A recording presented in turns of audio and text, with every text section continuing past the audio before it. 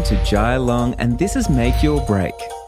Whether you're a big-hearted creative or an aspiring entrepreneur, let's take action on your dreams, reconnecting you with your why and giving you the how. I'm here to dish out actionable mindset tips and fun industry secrets to help you blow up your biz.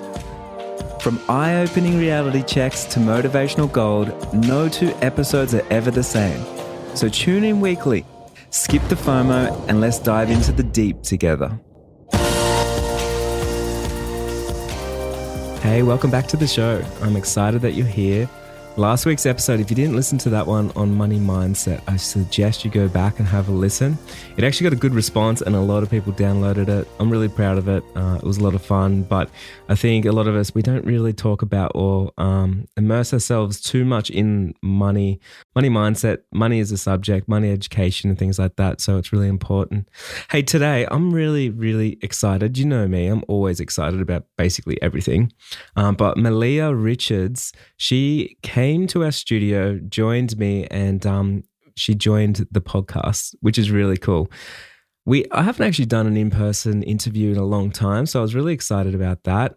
She's been in the Six-Figure Business Map program with me for around 2 years now, and she shares with us her journey. So how she went from working full-time to when COVID happened, everything sort of shut down, to her sort of taking those steps towards going full-time, working for herself, and then scaling up and building a six-figure business in just such a short amount of time and during a pandemic and everything else. So I think it's really inspiring, and I love getting in mentees of mine that are in the community and sharing them, because there's just so much to be learned from someone else on the same journey as you that's going out there and is equally as scared but doing it anyway. And that's, to me, the definition of courage.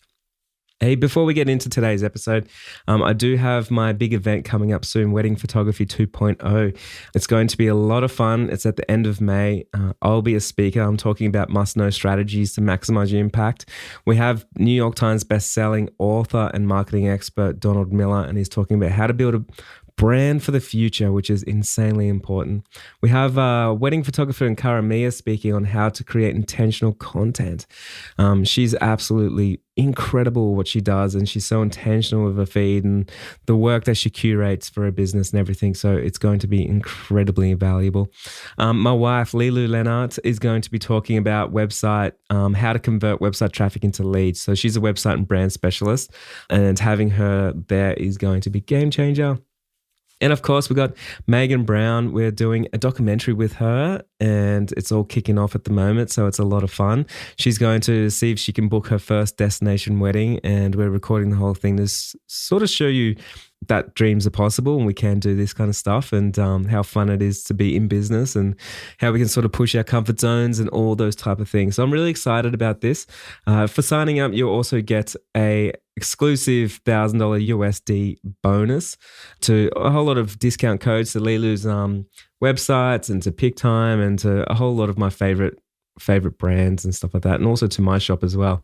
But yeah, you're going to walk away with a new sense of purpose, a whole lot of proven strategies and tips, and you're going to feel a lot more clarity and confidence. So if you want to head over to that, just click on the show notes and then go down, put in your email address and your name, and that is it. It's completely free.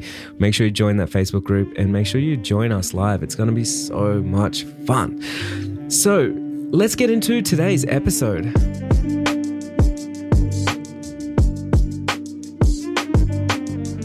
Hey, welcome back to the show. We're actually at the studio right now, and it's pretty fun. We've been setting up a little set for the new business map, which is really cool. I've got Meleah Richards here, and she's from Love Good Images.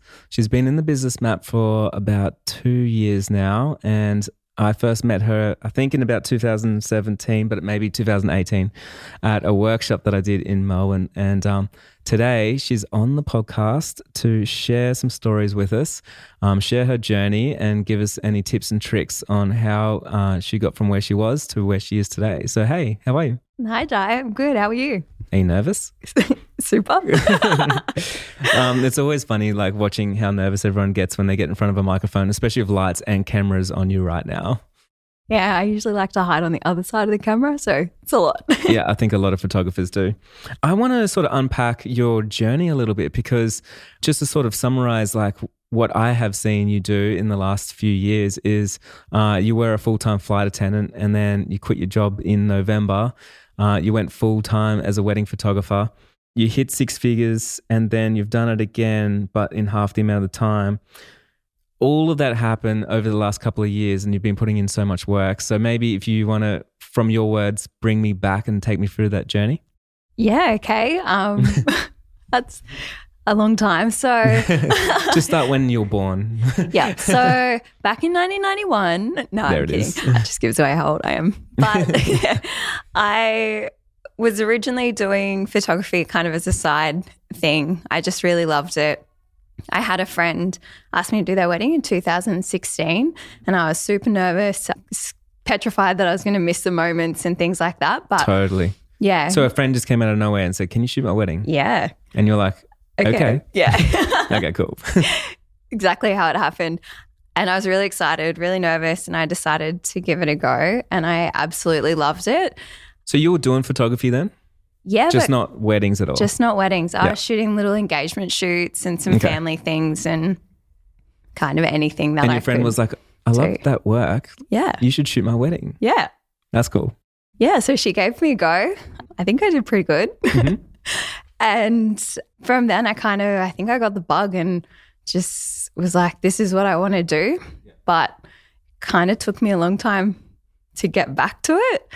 I think I was maybe a bit scared of pursuing something that didn't have a safety net. It can be so scary. Really scary. Yeah. And then COVID happened and it was kind of the best thing ever for me in terms of business. Your job. Yeah. Didn't see it at the start. I had 2 jobs that I wasn't working. All of a sudden I was home and I was like, I really need to make this happen. So I just used all of my time to set it up and just work towards doing this. I joined the business map. So it's kind of like a blessing in disguise when the whole world sort of shut down and your work shut down.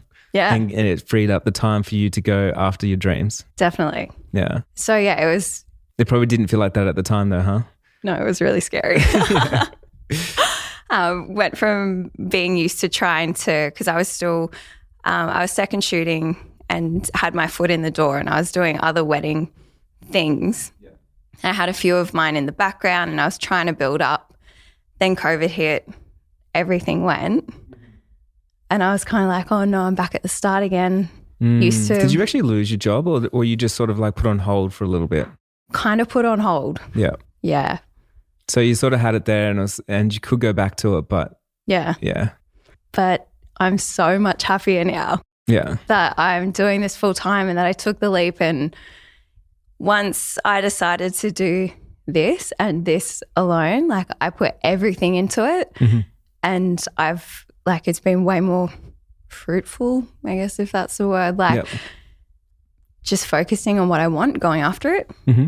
That's awesome. Yeah. What a journey. Big journey. So you obviously like, when did you start falling in love with like actually photography? I have to say, I reckon it's my nana that like started it. Only because like, you know, every Christmas you go out into the backyard and we'd set up like a family photo and go out and find the area in the backyard that looks the best and where we'd all go. And then we'd look back every year and be like, oh, like, look how much everyone's grown. And it was just really nice. Like brought the family together. Yeah. And a bit of a snapshot to see what had changed over the years too. Yeah. So I think I just really enjoyed that. And then I got my own camera and I just kept at it. It's my one love. Yeah, I think so many people join photography for all different reasons. And it's really cool to sort of see why, you know, they get into creativity or get into like something like this because as you know, it's not that easy to go full time and to pursue your dreams and to do all the things, like wear all the hats in your business and self-develop and do all those things. Yeah, I think it's actually been quite a shock and a journey going from just taking the photos and I guess editing them to doing like literally everything. You know, it's real interesting that like I was actually thinking about it the other day because you did my workshop a long time ago and that would have been no small investment. And then you joined the business map and stuff. And especially like when you're, you know, you're not going full time yet. Why were you so into self-development so early on in your career and so ready to sort of like learn? Oh, like in all honesty, I reckon I had imposter syndrome, like pretty bad at the start. And that's probably what held me back a little bit from doing your workshop in 2017 to taking like all these years to actually go full time. And it was always because I feel like I could do better and wanted to do better before I guess went full time. Yeah. Which is like, it is silly, but also like it's been awesome because I've learnt so much that I've then put into my business. I feel like I've just gone in running. Yeah. Yeah. No, it's really good. It's like you got lots of direction, but it usually takes people a while to have the epiphany that they can learn from, you know, someone else or something else, because so many people learn from trial and error, but they spend a long time getting it wrong and then hitting their head against the wall before they go, oh, maybe I should join a course or something. Like that would make sense, but you've just gone straight in. Yeah, and it's been the best thing that I've done because like you said, why hit your head against a wall and try and do things, and you don't have to do everything by yourself. No. I think like when we start off, we always think we do, don't we? Yeah. Like everything's got to be us. Yeah. And it all starts with us. Yeah, and it's like you didn't really achieve it if you didn't just do it by yourself. But I think like if you can go in and you can learn from so many people, it just makes Bring everybody together. How much nicer is that? It's way better. Yeah. It's crazy now because like I've even got another girl that's starting out in photography and she's shadowing me for a bit and I'm teaching her things, which that's to me cool. is wild. Yeah. But then I've had like photographers come and work with me and they've taught me things, you know, and I've hired them as assistants, you know what I mean? So it doesn't matter like who you're with, you just can learn something from everyone. Always, yeah. I think one thing that people don't realize is one thing that you need to do all the time is always learn and self-develop because you're the boss. And so a lot of us, we don't realize that when we work for someone else because we rely on someone else for the safety of our job. We rely on them to level up and to self-develop and to work on their mindset and their mental health and all those things and keep up with marketing and advertising. But when you work for yourself, everything stops at you. So you have to wear all those hats and you have to make sure that you can do all those things. And I think it means like you need to really love what you do. Yeah, as absolutely. Well. Yeah, because some of those things, obviously like bookkeeping and maybe, I don't know, Instagram or Facebook ads aren't your forte and I don't really love doing them, but they're beneficial. And so you have to like be so excited to be doing what you're doing to put all of the hats on. Yeah, and I can't stress that enough as well because I feel like sometimes, I mean, my job looks pretty random like right now, but I'm just looking around the room. But it's people don't realize how much I have to love my job because I think about it so often. I'm like, man, if I didn't love this, I would be hating life. Yeah, like I'm working Sunday nights and then Friday nights and early Monday mornings and doing all the things. I was just cutting carpet just before you came in, rolling stuff out, and I just feel like I'm always hustling. But like you never want to lose the excitement for your job because once you do, it's a really steep downhill, because it's hard to show up with that energy and that excitement for your clients. You just reminded me of the post I think you put up about the like, hey guys, who's working on Easter weekend? And there were so many of us, like myself included, that were shooting weddings over Easter, but it doesn't feel like... It doesn't feel like working, does it? It feels like you're just living. Yeah. It's all sort of comes together. Yeah. Yeah. And you just like, sometimes I get into my like editing cave and I'm just so excited, to get a sneak peek out or whatever after a wedding. And, Kurt's like, are you coming to bed? And I'm like, yeah, I'll be there in a minute. Like 4 hours later, I'm just still doing your thing. Because I love it. Yeah. I think like for me, like I love everything that I do, but I also sort of love the challenge of learning something new. And it's like, I guess like for me, like I also like do courses and I also like, have a coach and stuff. And I really am excited all the time with trying to work out a new way or a better way or challenging myself or my own beliefs or how I'm doing something and then having the epiphany of like, oh my God, like every time I have an epiphany, which is almost daily actually, I'm like, why didn't I know this before? This is game changer. Like, do you have that often? Yep, all the time. And literally like going through the course too, there's different things that I'm learning and trying to, I don't know, own different areas of my business and make it something bigger and better. And I'm at the point where I've ticked off my really big goals that I didn't think was even possible. Yeah. And now I'm like, It's oh my amazing. God, where am I going next? I'm so excited. So tell me, I know you one of your big goals was to make more income than the job that you had. So are you doing that now? Yeah. I went through all my stuff and I've doubled what I earned in your safe job. Yeah, in my safe job in less than a year. And during a pandemic. Yeah. That's unbelievable. That's insane, isn't it? Yeah, it's unbelievable. So like that was good because I feel safe and comfortable, but I think it's not all about money. Like No, that's of not course my success drive, I guess. But it just is so nice to know that like can support myself doing what I love. Yeah, I think it's nice to have the reward for the hard work that you put in because it feels like that you're doing the right thing. Yeah. And then it's like, like it's a nice little reward of like, oh man, like I am comfortable and and I made it all myself. Yeah.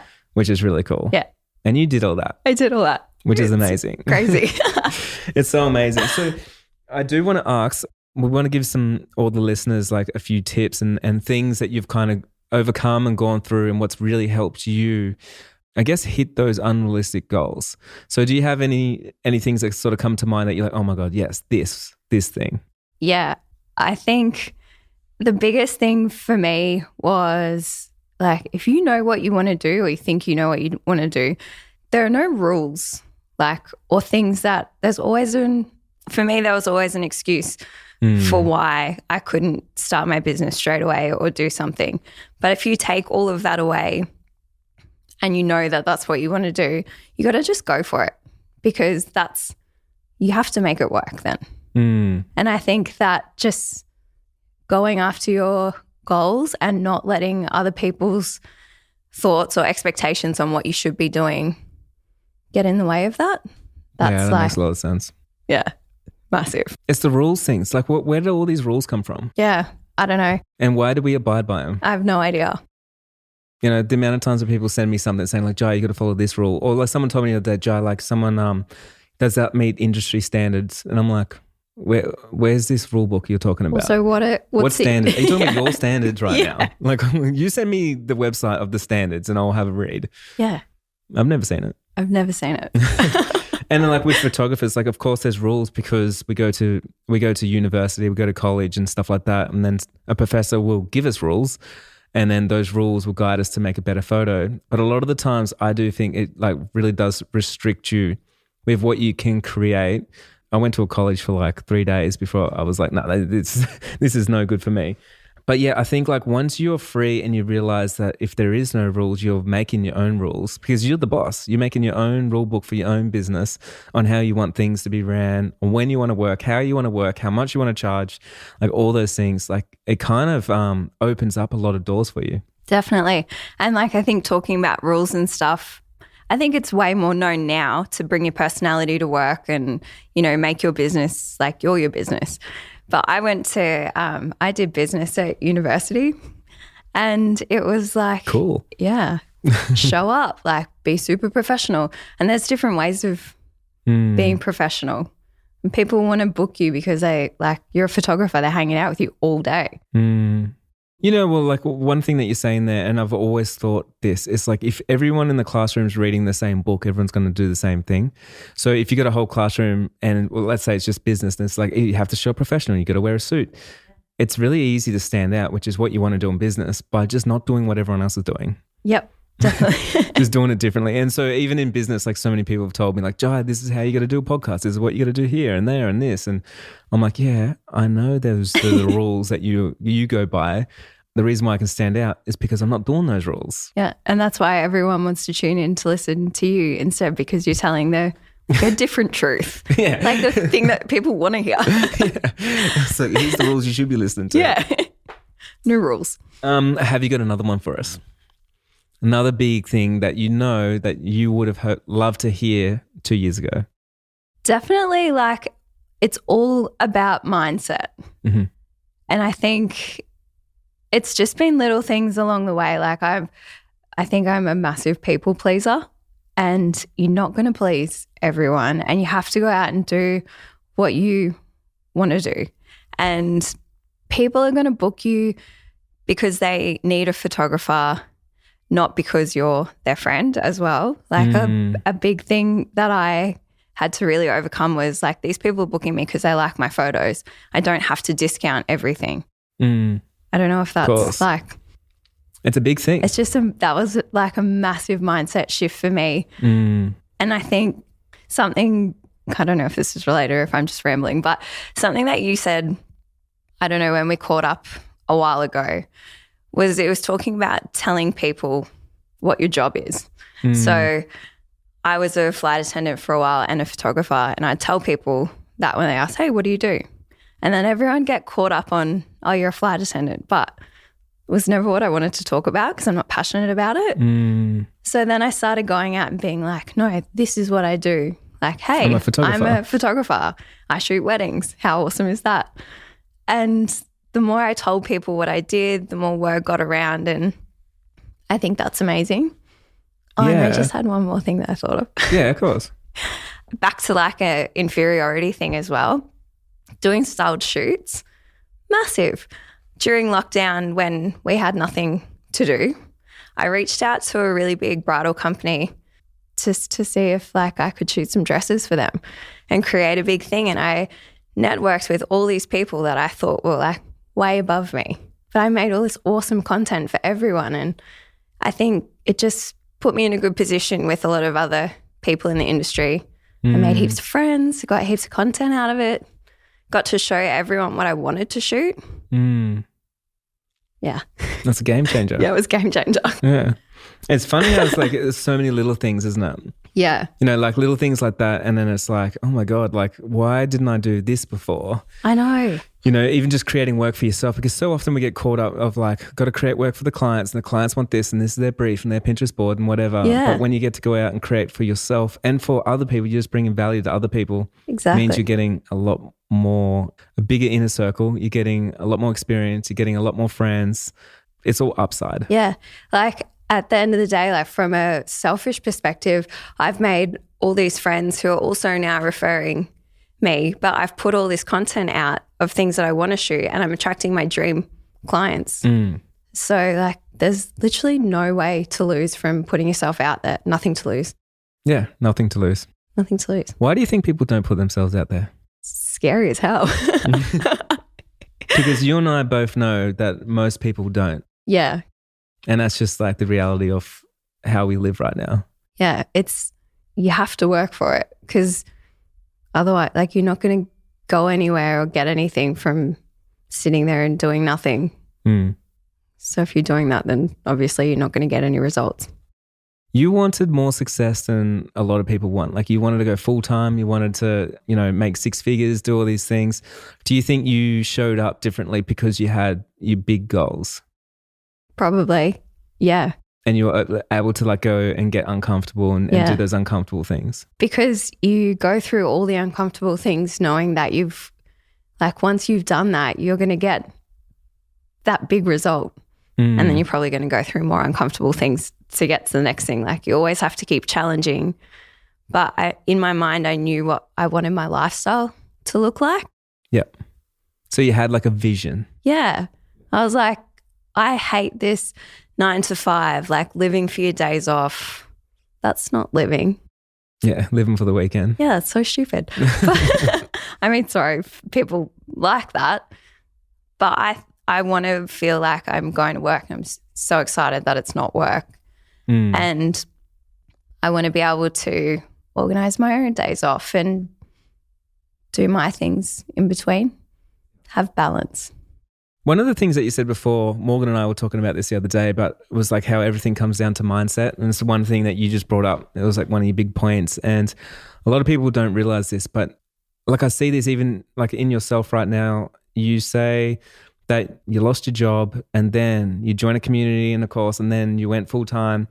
And you did all this whilst 95% of the people in the industry were like, oh my God, it's all over. And then they were sort of like trying to put out fires and then closing up shop and, doing the opposite thing. But it's interesting because the only difference between you and someone else was your mindset. And we're all in a predicament all the time, and it's the way that we handle or show up to that thing is what changes the outcome. Yeah, definitely. And COVID was horrible, and there were lots of bad things for me as well. But I just focused on the things that I got to do each day and like what I could do and how I was going to take that time and make it valuable for where I wanted to be. Yeah. You didn't want to waste a second. No. Yeah. I was bored. Yeah. And you probably remember that I definitely didn't waste a second. I was running around doing all the things or even when I was in lockdown, I was doing all the things and broadcasting to the world, like whatever I could do. I think like when you start becoming more of an entrepreneur, you start seeing more opportunities and everything, and you start realizing that everything is within your power. And I say this all the time, like if you think you have a safe job, it's a false sense of security because you're relying on someone else to give you that job. And that job, just like can stop in an instant. But even though you lost your job in that instant, you wouldn't lose your business because you can pivot, change, adapt, maneuver around anything that comes your way. So it is in your control. You can get help, you can seek help, you can read books, you can talk to a coach, you can watch YouTube, you can listen to podcasts, you can do all the things to help yourself with your mindset to get ready in that position. So I always think, it's just such an interesting thing. And this is a skill set that you have now that you will never lose, whatever you want to do in the future. Yeah, no, it's exciting actually. Since I got there, like it was not easy, always easy. But it's always easy when you look back though. You're like, oh, geez, no, that was easy. But when you're in it, you're like, dang it, this ain't easy. Like, it's like looking back and being like, oh, the last 2 years have flown. Yeah. It's 2022. It's amazing. Yeah. But when we're in that last lockdown, I was like, this is never going to end. I know. Yeah.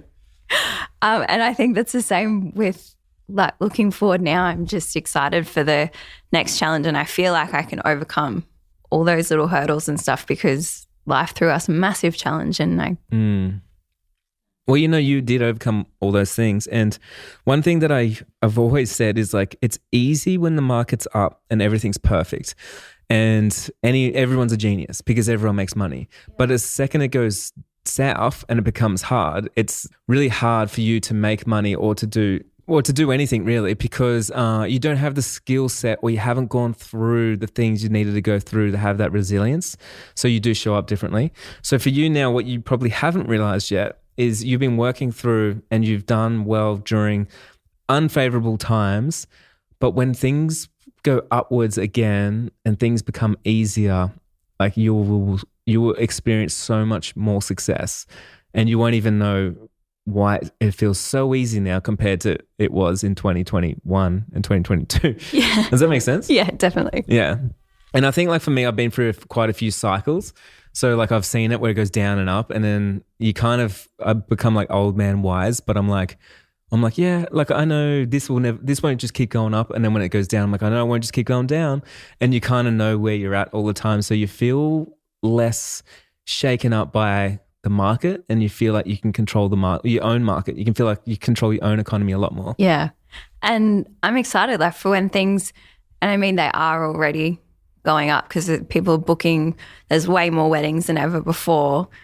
But I'm almost like, oh, now what's the next thing? And I'm so excited because when I look back and just thinking about, the journey that you were just talking about, there are a lot of people that said to me when I was going full time, oh, you can fall back on your day job. I'm like, no, I quit for a reason because like I'm leaving that behind. I hate it when people said that to me. Irked me. And they say it with good intention. Of course. But it's like, no, I'm doing this and I'm going to make it work. And that's the whole point. Like I've gone full time because there's no backups now. I've got all my time to spend on this. So I don't want to get to the point where I feel like I'm coasting. Like I'm already trying to figure out like where am I going with this? Yeah. And backup plans, I hate them. Like I think I see too many fail because they plan to fail all the time. And then they always have like plan B, plan C, and they always talk about the backup plan, can go back to this, can but go back to that. And I'm like, the amount of effort and energy you're putting into failing, you could put into succeeding, and you could get, plan A to work.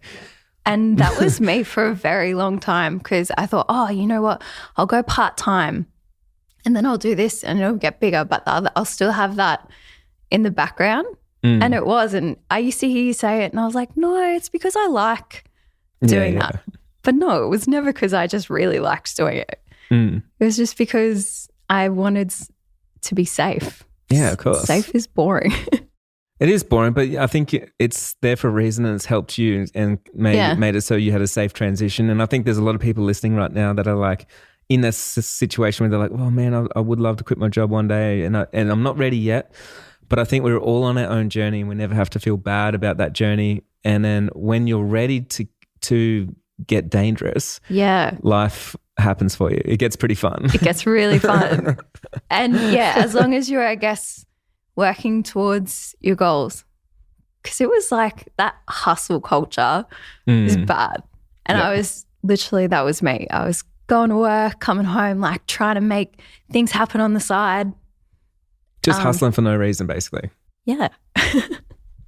Because now, like you said, I'm doing better than what I was doing before, trying to work all of the hours of the day. The hustle culture, and just to give an analogy to all the listeners, honestly, and so many people do this, they hustle, but it's the same as like trying to get somewhere but standing on a treadmill.